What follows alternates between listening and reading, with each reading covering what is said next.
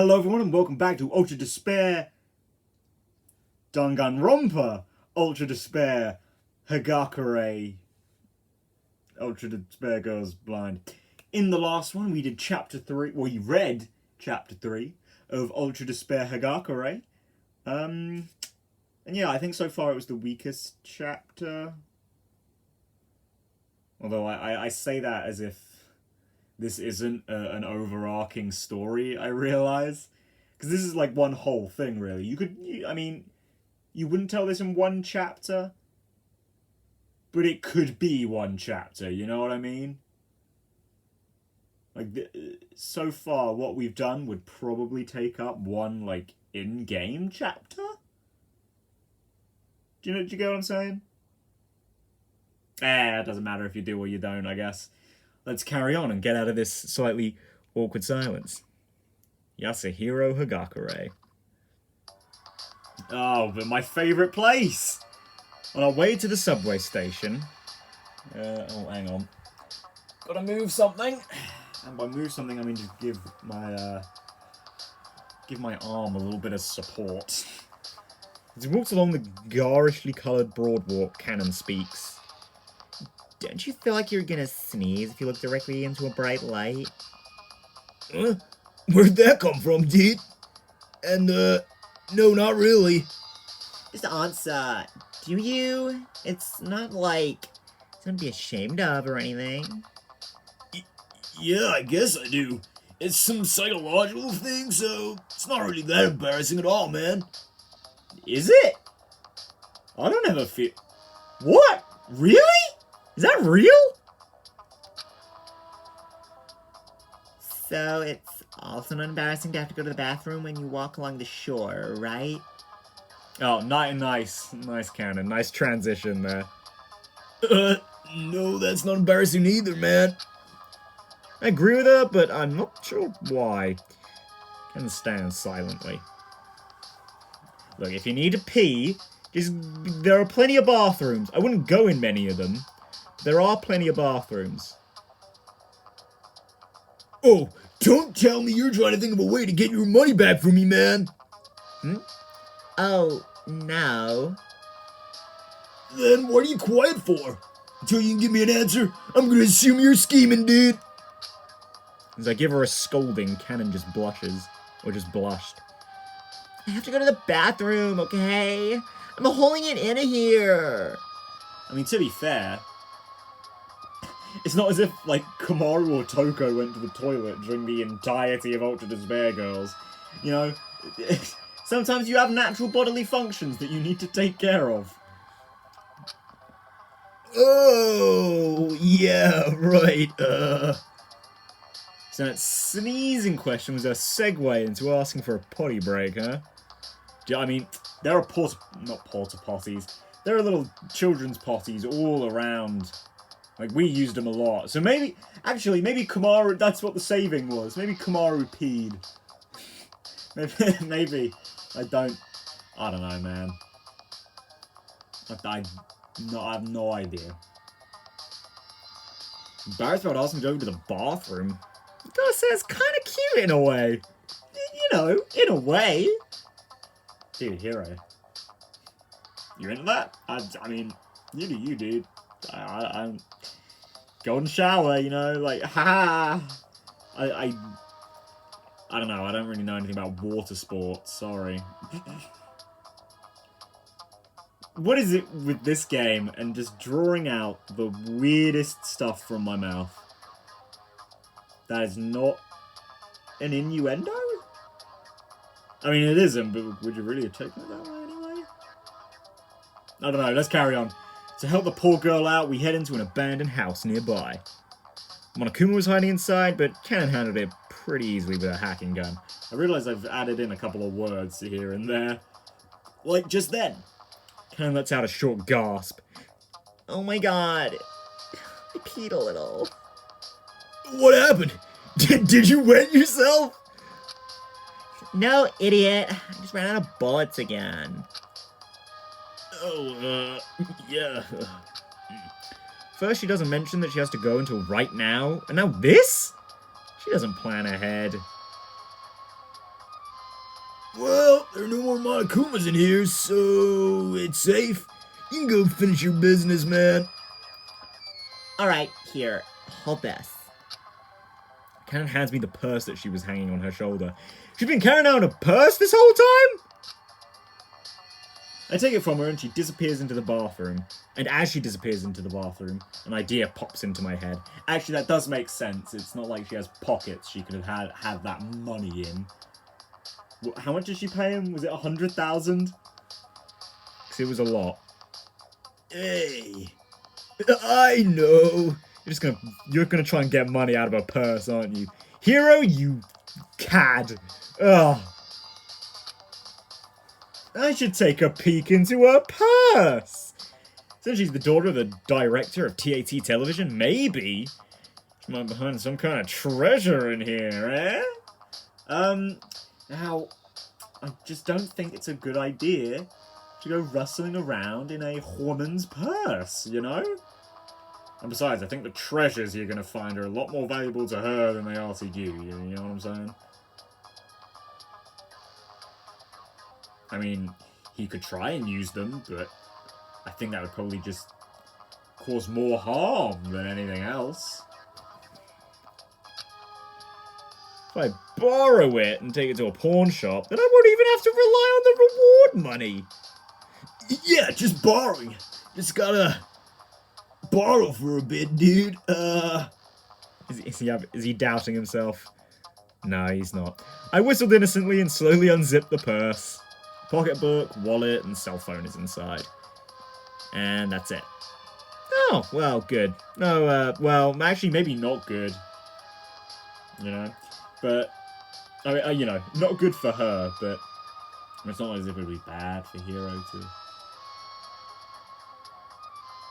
Yeah, whatever. Basically, Kanon, you need to be more prepared than that. I didn't expect that, dude. For a high school girl's purse, it's pretty clean and organized. Oh well. I'll take a quick look inside her wallet. Damn, dude. I thought she'd be loaded, but oh. Damn. I thought she'd be loaded, but there was barely anything. Only a little bit of change and some cards. She probably gave all of her cash to me when I told her fortune. Yeah, I mean, no matter how rich you are, it's not. Sure, Kanon's family might have a lot of money, but I highly doubt they have that much money, you know? 100,000 is probably a lot, but I don't really think she'd be carrying around more than that. Would someone really use up all of their money to hear their fortune from a man they just met? Well, apparently Kanon would. I guess because she's a rich girl, she doesn't know the value of money. She doesn't think ahead. She's a dangerous one to marry, this girl, dude. Put away the wallet, but as I do, the pocketbook opens. Huh? I can't help but let out a sound.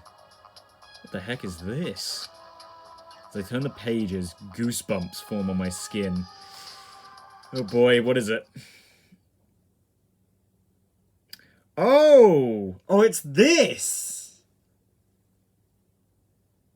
It's the Big Brother Leon notebook that we found in the subway? Oh god, it just keeps going. I don't even have to touch anything. Good thing I'm not saying it then, because if I was out of time, oops. But Jesus Christ. I mean, I've already said this once before, you know, I think I've earned a break. Oh my god.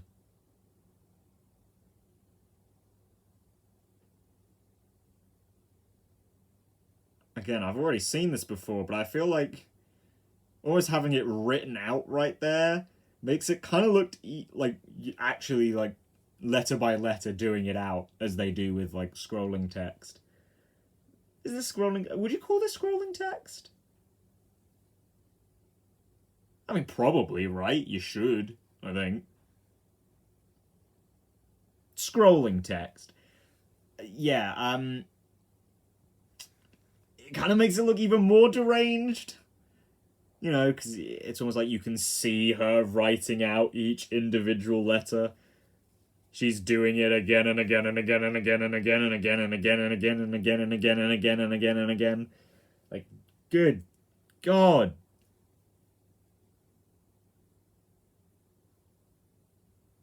She just go until the pen lost ink, or was she satisfied with 3 pages, or what? I turn the pages trying to navigate this bizarro love maze.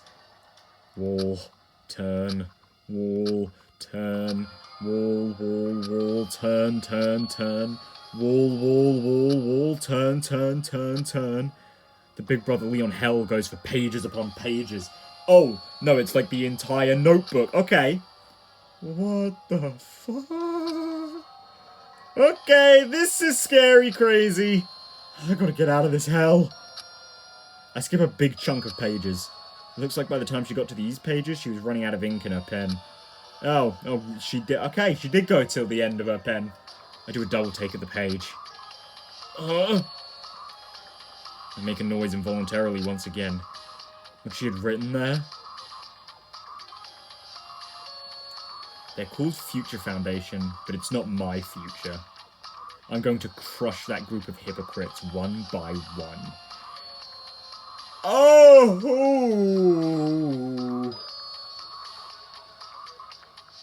Holy shit! Last chapter, Kanon was talking, like, really badly acting about having no weird motivations. Is she trying to kill Hiro? Well, I mean, well, maybe not, because she did save him from getting literally axed. But maybe she's trying to do it herself, you know? Like, oh my god. Oh my god! She isn't just, like, fucking crazy for Leon, she's crazy in general. This is beyond unsettling. I opened my eyes wide to take it all in, and I start to remember things Kanon had said to me when she was talking in her sleep. Big Brother Leon. Kanon's reaction to my fortune-telling. I know your fortune is wrong because my destined lover is already dead. The puzzle pieces start to come together. Kanon must be Leon's captive. She loves him in a twisted way and blames us for his death. That's why she hates Future Foundation so much. But how does she know anything about what went on at Hope's Peak if she was imprisoned all this time? Well, wait. She's had plenty of opportunities to learn what happened since she was broken out. But regardless, this kind of resentment is totally unjustified. I understand that Leon's death was horrible, but she shouldn't hold a grudge against us for that. I mean, that's a conflict that Chihiro mentioned, right? That we're pretty much the ones who killed Leon. I think was pretty much exactly what he said, right? In chapter 2. And then it's like, Mondo has that scene where I think Hina tells him to cheer Chihiro up or something. It's something like that, I'm pretty sure. So, I mean, it's not, you know, entirely stupid isn't the word, but, you know, it's you can feasibly pin it on everyone else, you know? Based on what I saw in Big Brother Leon Hell, this chick is downright crazy. It's way too dangerous to stick around with her. I hear the bathroom doorknob start to turn. I quickly put the pocketbook back inside her purse. Sorry about that. Thanks for waiting. Kanon wipes her hands on her handkerchief. It doesn't look like she caught me snooping. Looks like I'm in the clear for now, but I just can't believe the girl in front of me owns that pocketbook. Something wrong? Those notes were definitely written by Kanon. Kanon is some anachronistic, love-addicted weirdo! It's not as if you don't know a love-addicted weirdo already, but she has a deep, deep grudge against the survivors of the Hope's Peak killing game. Why are you making that face? Hey, you pervert. You got all excited imagining me doing my business, didn't you? yeah, sure. That's it, man. God, you know you're in a fucked position where that is the better response to give. I was kidding? Ew. Unable to confront her about the pocketbook, I go along with her as we make our way to the subway. But I can't just keep tagging along with her like this. What is this woman thinking? If she hates Future Foundation so much, why is she helping me escape? Maybe this is a temporary alliance because she thinks it's too dangerous to go it alone? I mean, to be fair, Hiro, you haven't done anything for her aside from read her a fortune she kind of didn't really want to hear. Or that she already knew the reality of. No way, it sucks to admit it, but I'm basically no help to her at all. She could do it by herself. Well, I'm glad you noticed. I'm just a burden to her. So what possible reason could she have to travel with me? Is she planning on taking me hostage as soon as we make it out of this town? Maybe trying to use me as leverage to hurt Future Foundation somehow? Doesn't seem possible. Or maybe she's trying to lure me into some dastardly trap at the subway we're going to. I could picture that happening too. As a precautionary measure, I try reading my own fortune, heading over to the subway. I can see fragments of two possibilities. A collapsing tunnel. Kanon crying her eyes out. Why is she crying? Well, regardless, the bit about the tunnel collapsing seems bad enough. Even excluding the fact that this girl is crazy, the subway is dangerous enough as it is. But there's no way I can leave her side. Not with 8 friggin' million in debt on my head. Without Kanon's family fortune, I don't see a way of ever paying that off. You know, I was thinking, like back in Danganronpa 1, probably doesn't matter, his debt, because the world's fucked. But now that we've actually seen the outside world, I guess there is a very real possibility that he could still get hounded for this debt repayment, you know? It doesn't seem impossible. But if Kanon really has a grudge against Future Foundation, would her dad reward me for saving her? Papa, no! Don't you dare give any money to someone from Future Foundation. Sorry, but you heard her. I will never give you a cent of my money. Yeah, that's how it would go down. I don't know what that voice for her dad was, but it sure was his voice. So what do? I racked my brain trying to think of something. Hey, wait! There wasn't cash inside, but her wallet still had credit cards. If I can jack one of her cards and figure out her password somehow, I can withdraw the cash! Yeah.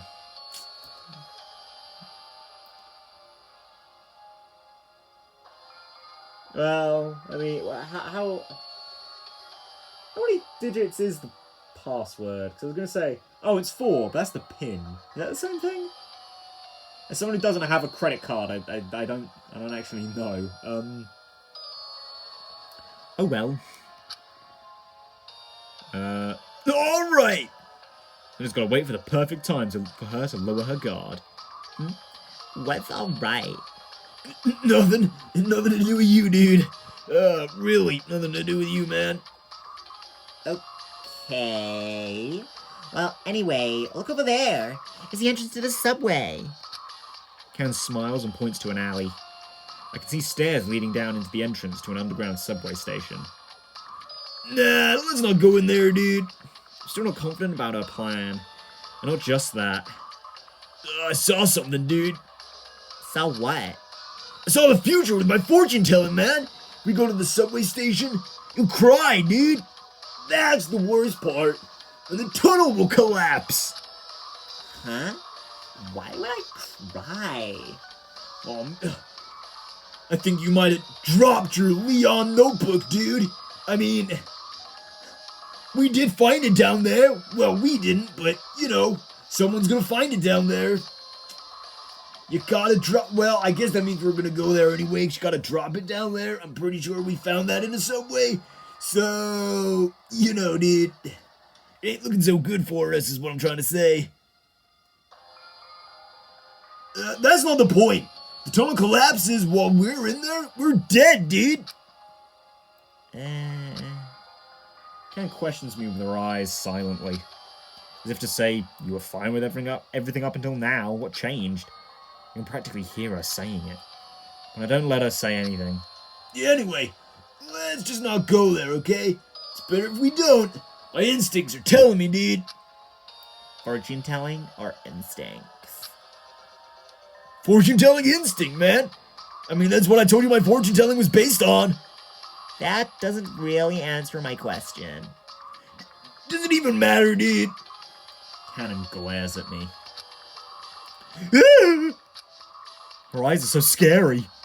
I've seen that look before, but now that I've seen what's in that pocketbook of hers, my face goes pale and Kanon sighs.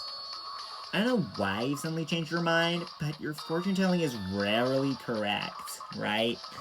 Yeah, I mean, she's got you there, dude.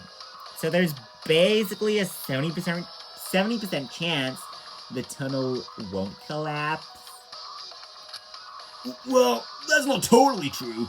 It doesn't necessarily mean that the opposite will happen.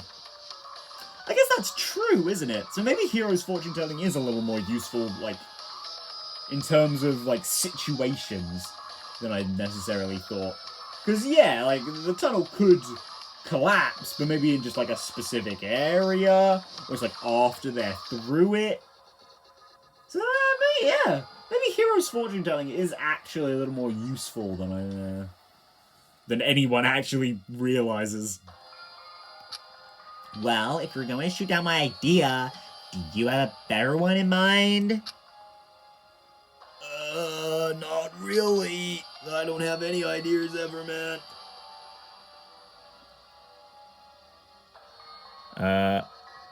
PlayStation! Hey! Those are different, thingies. Those adverts weren't down there. Is that inside something? I don't know, I've never seen that person before. Don't really have an answer for that. Can't think of any particularly convincing reason not to go to the subway station. Even though I knew it was going to be dangerous, we head down the stairs to the underground. We move on to the ticket gate. The air's still heavy with mistrust. As if trying to stir up conversation, Kanon suddenly blurts something out. Why did your fortune-telling ability come around? I have no reason to tell you that, man. Okay, what's with this attitude? Did I offend you or something? Because if so, I apologize. Jeez. I'm not acting any different than normal, dude.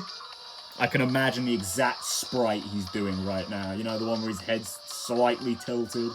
He's got, like, his teeth clenched in anger and his fingers up. But, you know, it's Hiro, so it doesn't really look that angry. Bullshit! Something's wrong and you aren't telling me! If you really think that, then something's wrong with your head, dude. Come on, be serious! You're totally being mean out of nowhere! And maybe you should think about why I might suddenly have this attitude towards you, dude. Don't say her that. Don't say her that. Don't tell her that. God, you gave me so much shell shock I couldn't even English right. Hiro! I gave her a pretty blunt answer, speaking without really thinking. Kanon's mouth opens slightly. Oh, crap. Yeah, oh crap indeed. Did you figure out I saw a pocketbook? Then, Kanon spoke. Were you awake? Awake? When?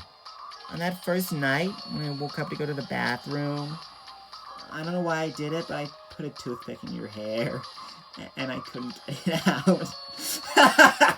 Oh, no! You did what? I knew it. This chick is out of her mind. Oh, the craziest thing I've ever seen. Or heard.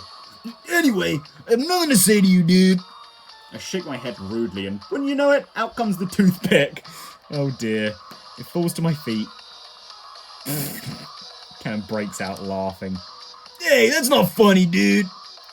I yell at her angrily. The mood changes instantly.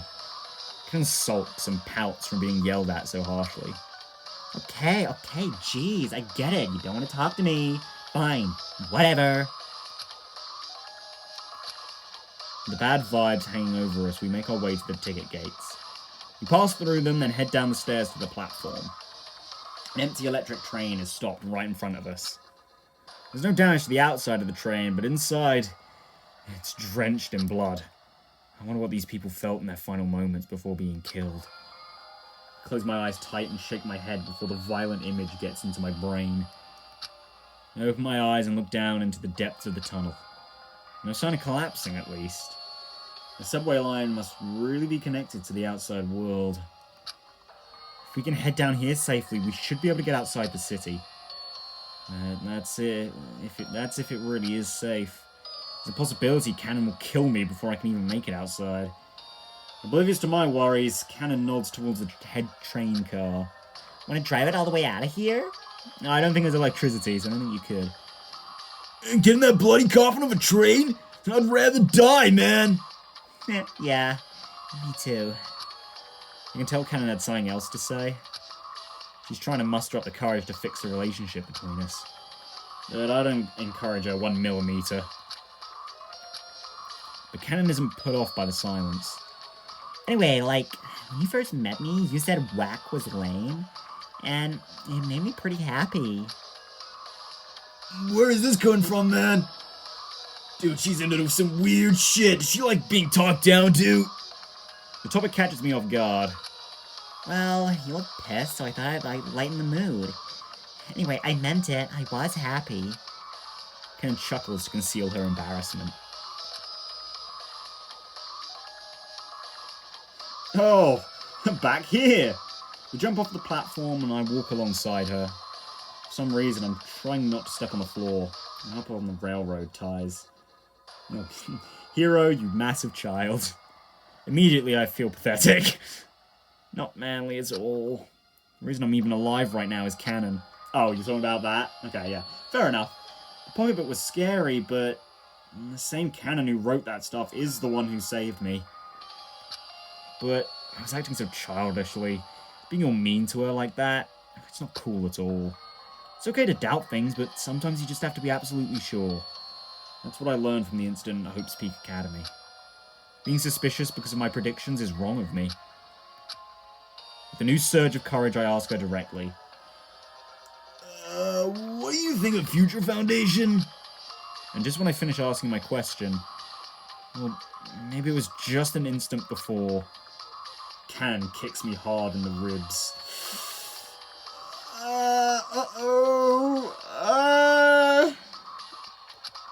I crash onto the tracks. She jumps on top of me and tightens her hands around my neck. Oh my god! Kanon Nakajima. What did they call her last time? Nakayama or something? No, I don't think it was Nakayama. They called her something different. By mistake. Oh, you're gonna blue ball me like that? Oh my god. As I sit alone in my living room, I hear the sound of the front door opening. I figured it was just Mum coming home, but when I looked, I saw a stranger standing before me. The moment I realized something was wrong, I was restrained and lost consciousness. When I woke up, I found myself inside a neat, well-decorated room. This was my prison for 1.5 years. I got bored. The memory of Big Brother Leon was the only thing keeping me sane. I kept thinking about him, and even though my imprisoned life was hell, it was nothing compared to what came next. Shortly after I was imprisoned, Big Brother Leon was killed by Future Foundation. I learned that right after I was freed. It happened while I was being forced into the children's game. I was hiding in a public bathroom when I saw a folder placed on top of the toilet tank. Curious, I opened it. I wish I hadn't. The killing game at Hope's Peak Academy. An ultra-exciting game took place among 16 students from Hope's Peak Academy, Class 78. The rules were simple. You must live the rest of your life inside the school. If you want to leave, kill your classmates. In this totally awesome game, the following 10 students tragically lost their lives.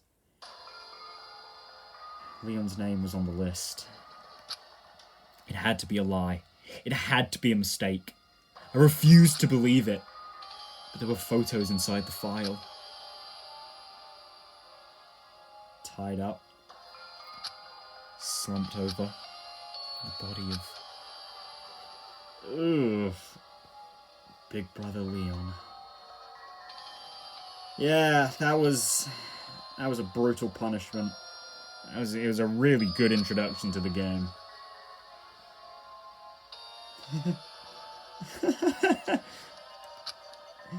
No, it had to be a lie. It had to be a mistake. I refused to believe it. Again and again I refused. But the truth was staring me in the face. I didn't see any way around it. No matter how I looked at it, that was Leon. That was Leon. That was Leon Kuwata's body. Stunned, I looked through the other pages in the folder. And once again I learned something horrible. The survivors. By using the other participants as unwilling sacrifices, the following 6 students survived. The names and details of all the 6 students were listed. These proud students have graduated from the academy and joined Future Foundation. With glory and fame in hand, the survivors are showing the world their sense of justice. Why am I still alive? Woo! You know, I'll say it now, before we get too far ahead. I do like that they actually, you know, because, you know, we were finding random stuff just around. So, it doesn't seem that weird for her to just find something, and I do like that. In fact, it seems less weird and more like she's actually a part of the game, which is also more cool because we found some of her stuff.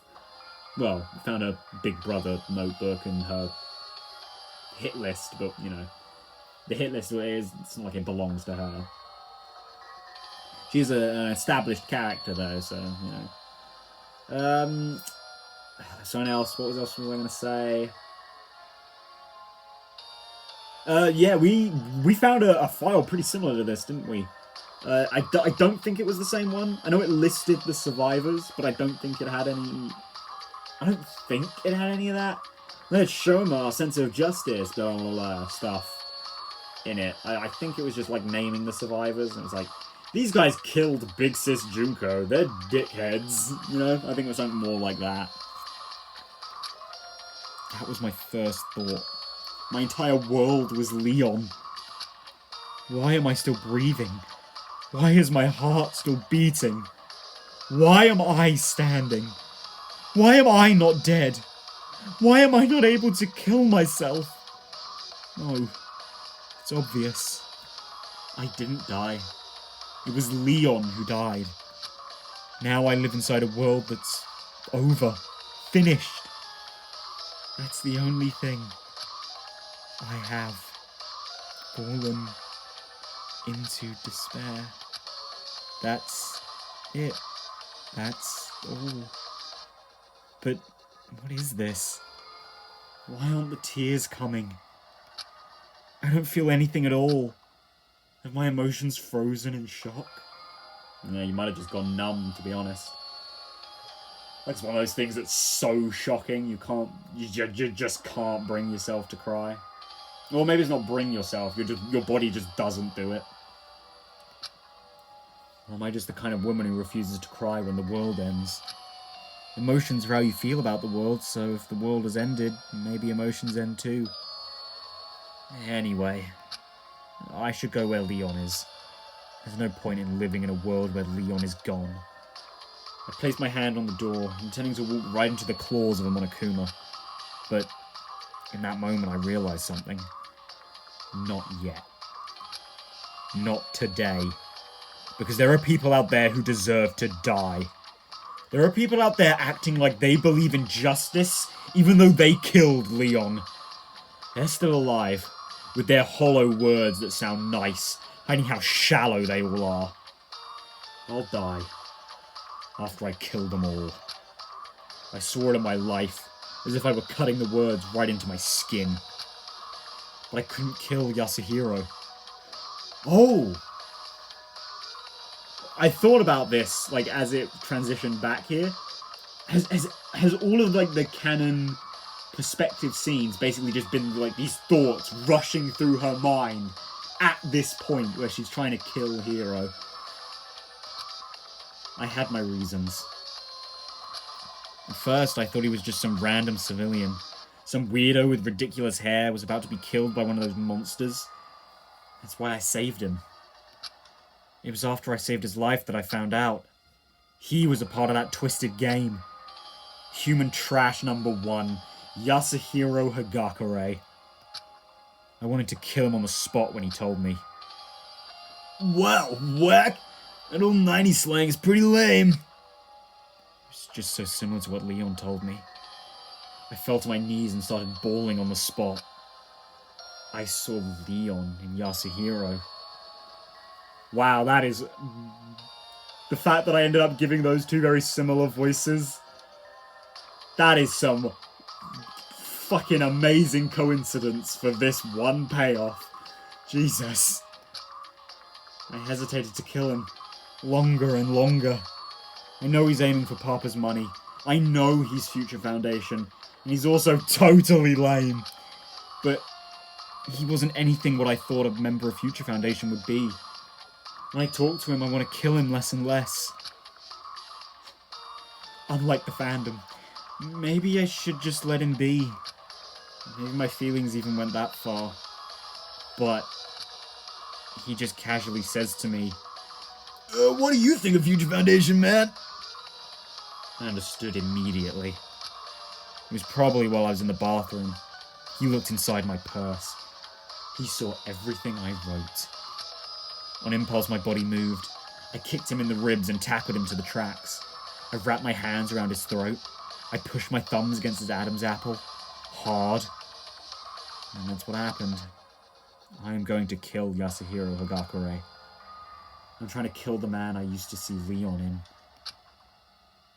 I hear a sound I've never heard before come from Yasu's throat. It calms... Ooh, Jesus. It calms me, somehow. I can feel my eyeballs rolling up.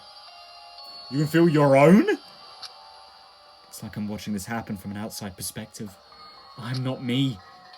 I can tell his Adam's apple is sinking into his throat. Oh, Jesus!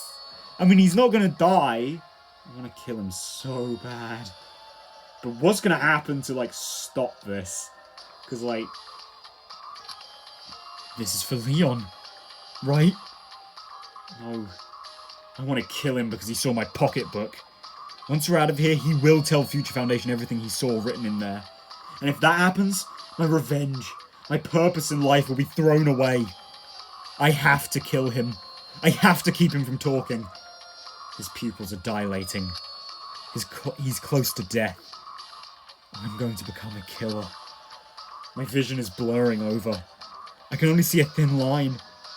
A sharp pain rushes through my body. Oh my god! What?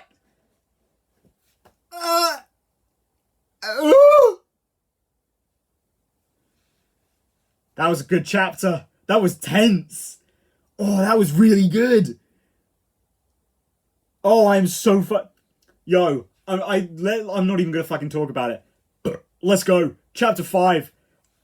I'll see you in the next one. Let's go.